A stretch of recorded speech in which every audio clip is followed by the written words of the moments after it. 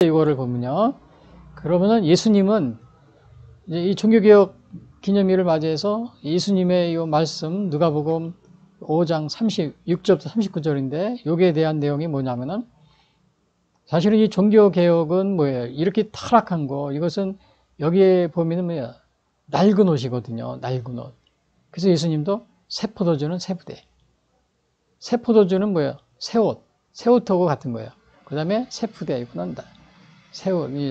새 옷도 이제 이렇게 낡은 옷. 낡은 옷은 과거에 그러한 나쁜 유산들 이런 거를 이제 그걸 말하는 거겠죠. 그래서 여기서 첫 번째 보면은 예수님이 말씀하신 요 내용을 보면은 우리 종교개혁에 요거를 우리가 많이 요걸 우리가 우리가 이제 이렇게 연관지어서 생각해 볼 수가 있습니다. 그래서 개혁 정신은 첫 번째 뭘 우리가 가져야 되느냐? 새 옷의 조각을 낡은 옷에 붙이지 않는다. 이런 개혁 정신을 가지고 있어야 돼요. 그래서 36절에 보면은 이런 말이 있어요. 또 비유하여 이르시되 새 옷에서 한 조각을 찢어 낡은 옷에 붙이는 자가 없나니 만일 그렇게 하면 새 옷을 찢을 뿐이요 또 새 옷에서 찢은 조각이 낡은 것에 어울리지 아니하리라. 그러니까 이 새 옷에서 낡은 조각을 이렇게 붙이지 않는다. 근데 우리는 보통 저도 어렸을 때 보면은 우리 요즘에는 뭐 옷이 다르면 그냥 갖다 버리거나 아니면은 이렇게 하고 그러지만요. 과거에는 우리 집집마다 다 시골이고 도시고 재봉틀이 있었습니다. 그래서 여러분들의 어머님은 대개 이제 어머니들이요. 다 재봉틀 정말 이렇게 아주 숭늉공이나 마찬가지예요. 집집마다 다 직접 옷도 만들고 또 옷도 꿰매고 다 했어요. 그래서 이 옷이 낡으면 버리는 거 그러는 게 아니고 새 옷을 사는 게 아니고 이렇게 새 옷을 조각 헝겊 이렇게 옷 조각을 이렇게 준비하고 있다가 그 옷에 이렇게 붙여가지고 낡은 옷에다 이렇게 꿰매가지고 이렇게 입고 그랬습니다. 그래서 이거는 오늘날은 뭐 거의 안 하고 그냥 옷이 낡아서 찢어지면 갖다 버리거나 아니면은 뭐 그런 식으로 하니까 잘 모르시겠지만요.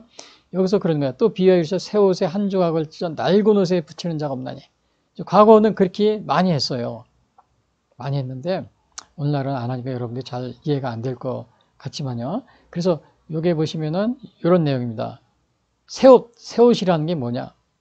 요거는 예수님이 비유한 게 뭐냐면 그리스도의 교훈, 또 복음. 그래서 요 복음과 그리스도의 교훈이 새 옷입니다. 예수님이 말씀하신. 근데 요거는 뭘 의미하냐면 예수님을 믿는 자는 누구나 구원 얻을 수 있다. 요런 걸 여기서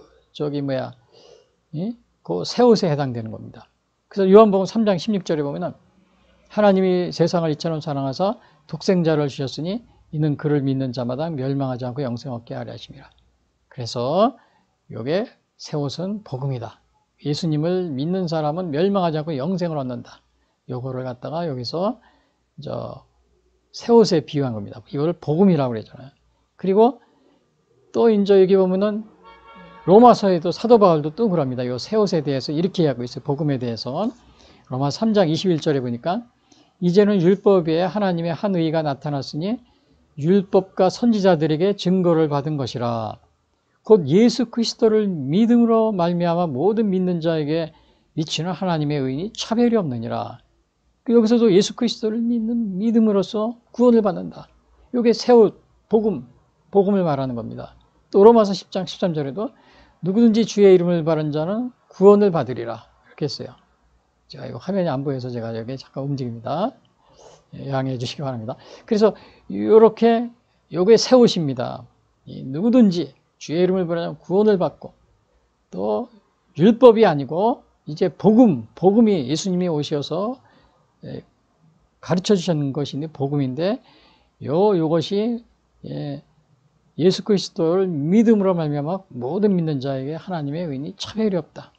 그 다음에 하나님이 세상을 전사 독생자를 주셨으니 이는 그를 믿는 멸망적 영생을 이것이 이제 새 옷이라는 겁니다. 새 옷.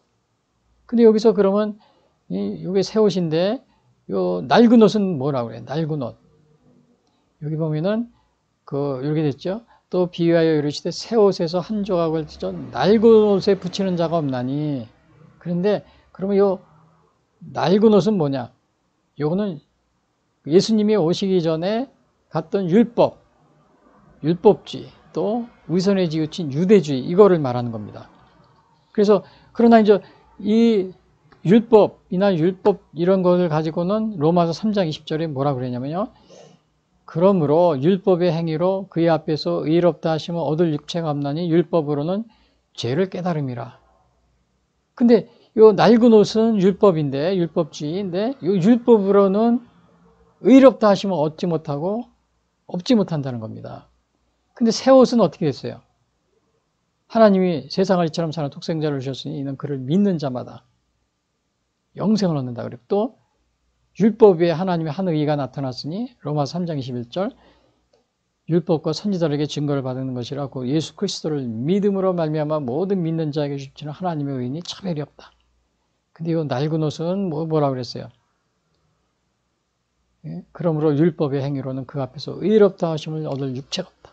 율법, 낡은 옷으로서는 하나님 앞에서 의롭다 함을 우리가 얻을 수 없다는 이러한 것을 얘기하고 주기 때문에 그래서 뭐를 여기서 얘기하고 있어요?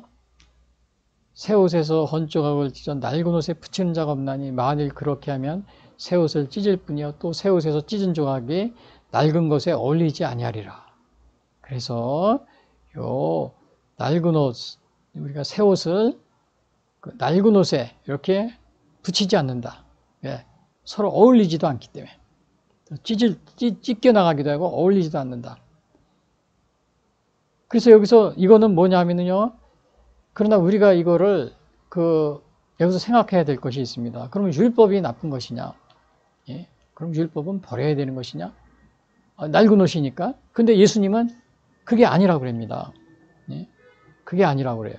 왜냐하면 예수님은 마태복음 5장 17절에 뭐라고 그랬냐면요. 내가 율법이나 선지자를 폐하러 온 줄로 생각하지 마라. 폐하러 온 줄로 생각하지 마라 그랬어요. 폐하러 온 것이 아니요 완전하게 하려 함이니 그랬어요. 그러면 이 율법이나 율법주의는 낡은 옷인데 예수님은 율법을 폐한다고 그런 게 아니에요. 그래서 뭐가 문제냐 이거는 왜 문제가 되는 거냐면요. 제가 거기 써놨죠. 율법을 무시하라는 것이 아니고 복음을 무시한 율법은 함께 어울릴 수 없다. 이런 의미입니다. 그러니까 대개 그 율법이나 이 낡은 옷을 입고 있는 유대주의적 율법주의자들이나 율법을 지키는 자들은 이 복음을 무시하는 겁니다. 복음을 무시해요. 그렇기 때문에 그 복음을 무시한 율법은 함께 어울릴 수 없다. 이런 말을 한 겁니다.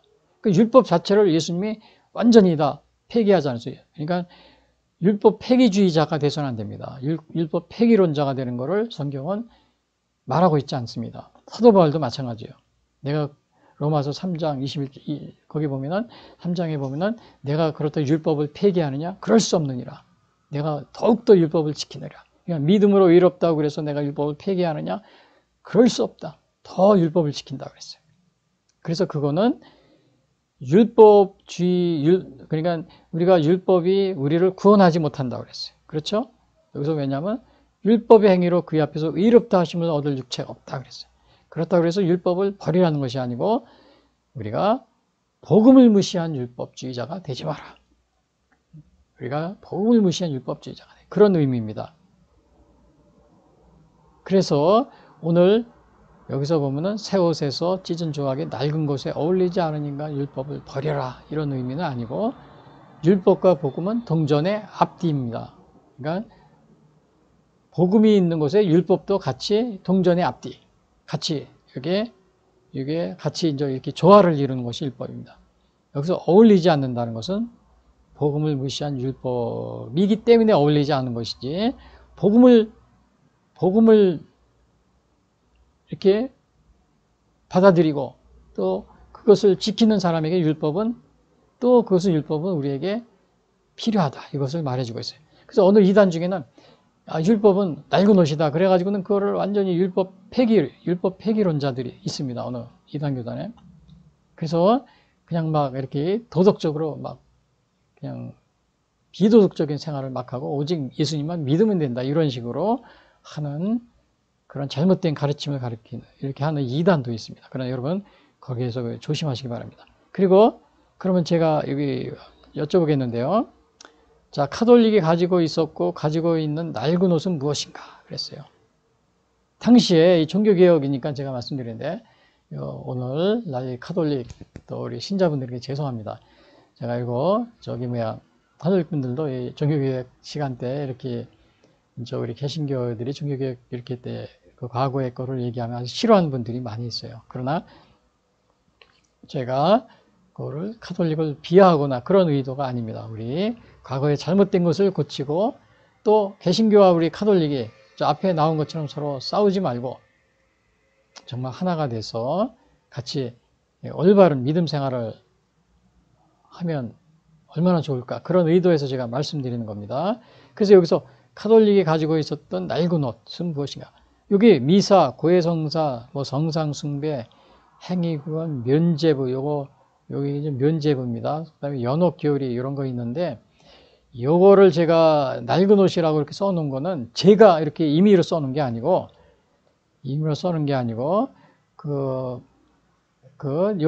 당시에 종교개혁 당시에 그 아우구스부르크 신앙고백서, 그 다음에 그 후에 우리 감리교 창시자인 존 웨슬리 목사님의 신앙고백, 거기에 나와 있는 거를 제가 몇 가지 중요한 것만 이렇게 적어 놓은 겁니다. 그래서 제가 임의로 적어 놓은 게 아니고요. 그래서 여기 아우구스부르크 신앙고백 제4조, 이 종교개혁 때 당시에 루터파에서 적어 놓은 그러한 신앙고백입니다. 이게 아우구스부르크 신앙, 이게 뭐 20몇 조까지인가 있는데요. 거기에 4조에 보면 이런 말이 있습니다. 행위구원, 카톨릭의 행위구원에 대해서 여기 비판하는, 이렇게 써 있어요. 우리 교회는 악인에 관하여 다음과 같이 가르칩니다. 인간은 그 자신의 힘이나 공적이나 업적으로 하나님 앞에서 의롭게 될 수 없으며 다만 하나님의 은혜 가운데서 이루어질 수 있고, 죽음으로 친히 우리의 죄를 대속하신 그리스도로 인하여 그들의 죄가 사함을 받는다는 것을 믿는 그 믿음으로 값없이 의롭게 되는 것입니다. 그래서 요 아우구스부르크 신앙고백에서 오직 믿음, 요거를 이렇게 써놓은 거는 이제 우리 당시에 카톨릭에서 또 선행과 또 구원받기 위해서 선행과 아울러 믿음이 그 조건이 된다, 뭐 이런 식의 가르침이 있었던 것 같아요. 저는 뭐 카톨릭 제가 신부 해본 적도 없고 잘 모르지만 이 아우구스부르크 신앙고백에서는 그거에 대해 자세히 써 있습니다. 그래서 여기에 있었던 분들이 되게 이제 카톨릭에 신부님으로 사역했거나 그런 분들이거든요. 그러니까 그걸 잘 아시니까 이렇게 써놓은 거죠. 그래서 또 요거에 대해서 행위구원 계속 이제 이렇게 했는데 20조에는 또 이렇게 써 있어요. 우리의 행위는 인간을 하나님과 화해시키거나 죄의 용서, 은총 및 의를 얻도록 하지 못한다. 이런 것은 홀로 아버지 하나님과 화해시키기 위하여 중보자와 화해자가 되신 그리스도로 인하여 은총 가운데 받아진다는 것을 믿을 때 그 믿음에 의해서만 얻어지게. 여기서도 요 카톨릭의 행위구원, 그러니까 선행과 믿음, 그러한 것에 대한 그 선행과 아울러 또 믿음과 아울러 선행으로 구원을 받는다. 이런 거에 대한 이렇게 그것에 대해서 써놓은 겁니다. 여러분들이 제가 이거 말씀은 굉장히 좀 이렇게 이해하시기 어려울 텐데 간단하게 말씀드릴게요. 그 다음에 이제 성인 숭배 고해 성사에 대한 거를 아우구스부르크 제21조 이렇게 얘기합니다. 이렇게 잘못됐다고 얘기해서 우리는 우리 앞에 중보자, 화해자, 대제사장 및 중재자로서 그리스도 한 분만을 두며 성자에게 기도를 드리거나 성자의 도움을 구하는 것을 가르치자. 그래서 이거는 그 당시에 카톨릭 교회가 성자 숭배나 또 고해 성사 이런 거에 대해서 이렇게 그런 거는 우리가 이제 요즘 아직도 그렇게 하고 있어요. 이렇게 고해 성사 같은 거는 이렇게 신부님 때 가서 이렇게 죄를 구하고 또 그래서 용서를 이렇게 구한다. 이러한 것들이요. 물론 저는 안 해봤지만은 아무튼 거기에 당시에 그러한 폐단을 본 이렇게 신부님들이 종교 개혁을 하면서 이렇게 기록해 놓은 것이 아우구스부르크 21조에 이렇게 나와 있습니다. 그리고 또 여기 보면은 웨슬리 감리교 25개조 보면은 14 연옥에 대한 이렇게 연옥이 잘못됐다 요거에 대해서 이렇게 쓰고 있어요. 이거 왜 그러냐면 연옥과 사제와 의상과 14조에 나와 있어요. 감리교 20개조 중에서 14조요. 연옥과 사제와 의상과 유물에 대해 경배하고 존중함과 성도에게 축도함에 관한 로마교의 도리는 허망하고 위조한 것이다. 성경에 빙거할 수 없을 뿐더러 하나님의 말씀에 반항하는 것이다. 그래서 이렇게 연옥교리에 대해서 이거는 성서적이지 않다. 이거를 이렇게 여기 말해주고 있어요.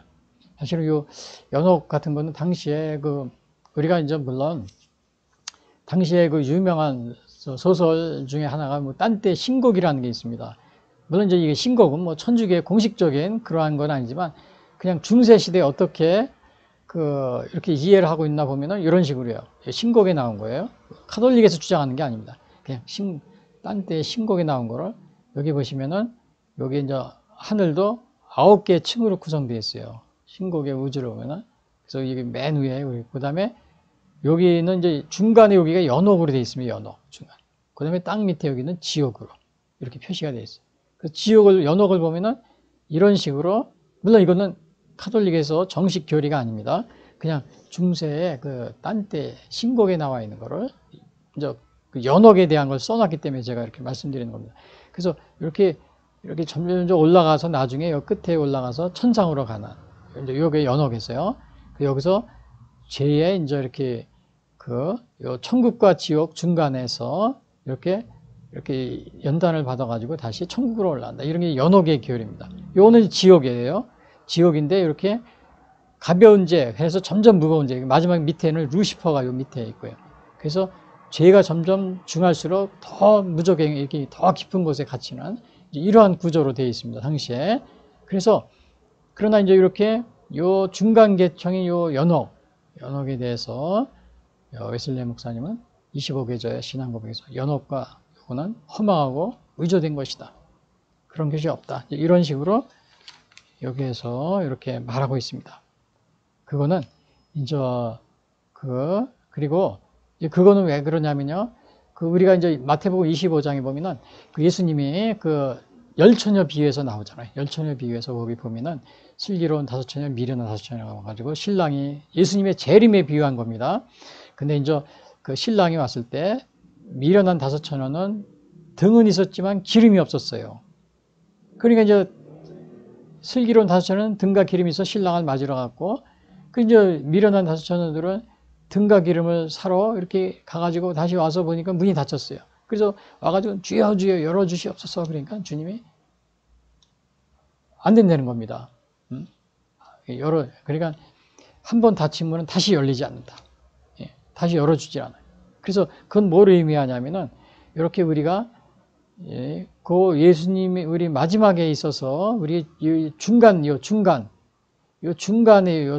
이러한 연옥 같은 것은 우리 예수님의 말씀에 보면은 그 연옥이 없고 우리가 천국 아니면 지옥이다. 이러한 것이라는 거죠. 그래서 여기 웨슬리 목사님도 25계절 중에 16절 중에 그리스도의 설립하신 성령과 둘이 여기서요. 이 앞에서 이거 아니고 연옥은 성서적이 아니다. 이렇게 14조에서 이렇게 얘기하고 있어요. 또 이제 하나는 칠성례라고 해서 우리 천주교는 칠성례가 있는데 요 감리교 25계절 16절에 보면 이런 말이 있습니다. 복음에 우리 주 그리스도의 설립하신 성례가 둘이 있으니 곧 세례와 주의 만찬. 그러니까 세례식과 성만찬만 2개라는 거예요. 그러나 그 위에 천주교에서는 5개가 더 있어요. 그게 뭐냐면 견신례, 차례, 신풍, 혼인, 도유식 이런 게 있는데 이런 것들은 이것도 우리는 복음적 성례로 여길 수가 없다. 이렇게 얘기하고 있습니다. 여기서도 보면 참회라는 게 있죠. 참회. 그리고 이제 여기 보시면은 또 화채설을 또 이렇게 웨슬리 목사님은 18조에 25개 중에 18조에서 화채설이 요거를 받아들일 수 없다. 이렇게 얘기하고 있어요. 주의 만찬은 그리스도인들 가운데 당연히 있을 사랑을 표한 것일 뿐만 아니라 그리스도의 죽으심으로 우리를 구속하신 성례이다. 그러므로 옳고 합당하고 믿음으로 받는 이들에게는 떼인 떡을 먹는 것이고 그리스도의 몸을 먹는 것이요. 또한 이와 같이 복된 잔을 마시는 것도 그리스도의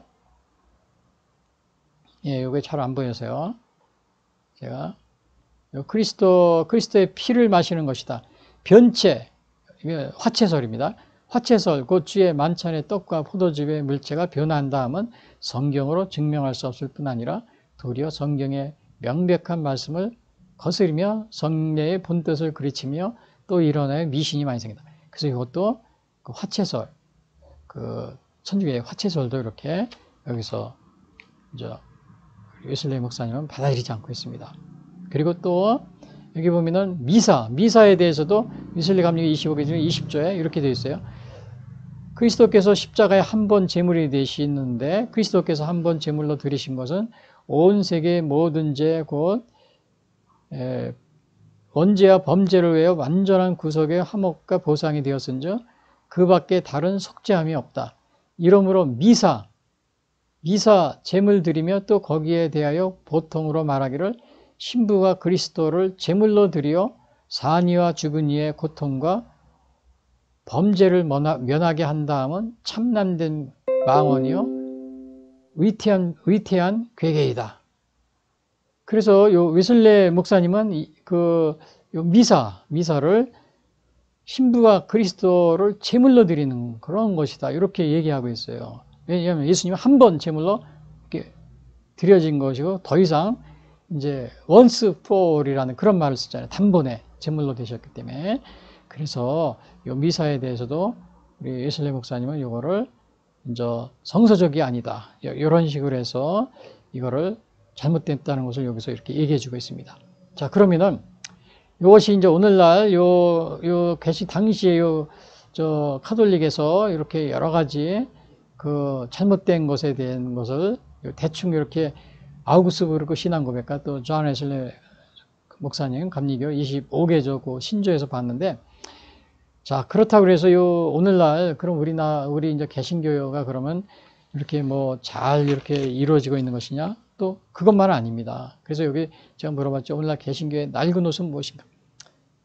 그런데 이러한 그 낡은 옷이 이제 이렇게 천주교에는 이렇게 많은 낡은 옷이라는 것이 있었지만, 그러나 이런 낡은 옷을 1400년 15세기에요. 트렌트 종교회가 있어요. 그때 이거를 수정하지 않습니다. 오직 믿음 이거 받아들이지 않아요. 또 성경과 마찬가지로 또 개신 천주교의 유전 전통 이거를 동시에 아울러 받아들입니다. 하는 걸 다시 이렇게 뭐라 그러나 선언합니다. 선언하기 때문에 그래서 그걸 고치지 않고 그냥 계속 지금까지도 왜냐 그는 성경에는 이렇게 잘 나와 있지 않지만 전통과 유전을 성경 못지않게 중요시 여기기 때문에 그걸 계속 지금까지도 이렇게 합리화하고 계속 이렇게 하고 있는 겁니다. 자, 그런데 그럼 오늘날 요 개신교인들은 과연 낡은 옷이 또 없는가? 개신교인들 보면은 도덕적 타락 이런 게 있습니다. 그리고 뭐 금전 문제라든지 또 권력 문제라든지 또 세습 문제라든지 오늘날 개신교인도 과거에 이제 천주교에서도 성직 매매 이런 것이 굉장히 성했습니다. 다 돈하고 관련된 거죠. 그리고 세습 문제도 많이 있어. 근데 오늘날 물론 이제 세습한 교회도 있고 뭐 그렇지 않은 교회도 있고 그런데 문제는 이게 합법적이냐 불법적이냐 이거를 이제 우리가 고려를 해야 됩니다. 뭐 합법적으로 한 거는 우리가 뭐라고 할 수 없겠죠. 그러나 불법으로 했을 경우 이런 것들은 우리가 우리가 종교개혁 기념일을 맞이해서 이걸 새롭게 우리가 좀 생각을 해봐야 되지 않나 이렇게 생각이 됩니다. 그리고 또 우리가 제2의 종교개혁이 좀 필요한 가운데 있어요. 오늘날 가장 문제가 된 것은 이제 뭐 서구 유럽이나 또 미주 지역이나 마찬가지로 먼저 그 기독교 선진국이었던 나라들이 요즘에 정말 큰 문제가 되는 게 차별금지법, 동성애 합법화 이런 문제들입니다. 사실은 이거는 차별이 없다 뭐 이렇게 해가지고 평등하게 산다 이렇게 해가지고 교회들도 다 여기에 동조하고 그래요. 그러다 보니까는 엄청난 부작용이 지금 벌어지고 있습니다. 가정이 파괴되고 또 이렇게 막 완전히 기본적인 이렇게 뭐 그냥 그런 뭐 질서가 무너지는 이러한 상황에 처해 있는데 문제는 여기 교회가 이것에 같이 동참하고 있다는데 문제가 되는 겁니다. 교회가 동참하고 있기 때문에. 왜냐? 차별이 없고 평등하다. 여기에 그렇게 해야 되지 않느냐. 이게 좋은 그런 말이거든요. 그러니까 교회들도 뭐 서구 유럽, 그 다음에 미주 지역 뭐 다 그렇습니다. 근데 여러분 보십시오. 우리 공산주의가 뭐를 주장했습니까? 평등하게 산다 이걸 가지고 하면서 공산국가는 어떻게 해요? 토지가 다 개인 사유 토지가 없습니다. 다 국가에서 개인 토지를 다 몰수해 가지고 다 국가에서 이렇게 국가 토지를 소유를 하고 있어요. 그 농사를 농민들은 토지가 있어야 되잖아요. 농민들도 국가의 토지를 갖다 렌트 이렇게 받아가지고 몇 년 계약해가지고 농사를 짓고 또 계약 끝나면 돌려주고 이런 식입니다. 자기 땅이 없는 거예요. 그러니까 이렇게 하면서 그 국민들을 갖다가 어떻게 돼요? 노예로 삼은 거죠. 왜? 자기 땅이 없으니까 국가에 대해서 어떻게 뭐 말을 할 수 있어요? 꼼짝 못 하는 겁니다. 자유가 박탈되는 거예요. 국가에서 시키는 대로 해도 왜? 자기 땅이 없는데 개인 소유가 그런 게 없잖아요. 그래서 중국 같은 경우는 그렇게 넓은 땅인데도 그 개인 소유가 없습니다. 그러니까 중국 사람들이 돈 벌고서 어디에 해외로 나서 땅을 사러 가잖아요. 캐나다, 미국, 오스트레일리아, 뉴질랜드, 또 우리나라도 와서 막 땅 사고 집 사고 그러잖아요. 그런데 우리는 중국 같은 데 또 공산국가에 가서 그렇게 땅이나 토지를 전혀 살 수가 없습니다. 반대로. 그러니까 이게 그 상호주의가 아니기 때문에 또 우리나라에도 우리 상호주의가 아니기 때문에 우리나라도 중국인들이 우리 한국에서 많은 그 아파트와 또 토지를 사고 있는데 이거를 막아야 된다. 이런 식으로. 사실 오스트레일리아나 아니 캐나다에서 이거를 막고 있습니다. 세금을 높여가지고. 그게 이제 이렇게 상호주의에 벗어난다는 거죠. 해외에서는 중국인 딱 한 평도 못 사는데 왜 우리나라에 와서 다 사느냐 이런 식으로 해서요. 우리도 지금 그런 곳에 좀 관심을 가져야 됩니다. 그래서 이렇게 물론 제가 오늘 종교개혁 기념일이기 때문에 당시 상황 이렇게 천주교의 여러 가지 그 신앙적인 면에 대해서 말씀드렸지만 개신교도 마찬가지로 오늘날 이렇게 심각한 그러한 종교개혁을 해야 될 만한 그런 위험에 처해 있다. 이것을 아울러 제가 말씀드립니다. 그러면 오늘 세포도전 세부대 예수님의 말씀이 바로 이 종교개혁 정신을 담고 있는데 두 번째는 그건 뭐냐 이거예요.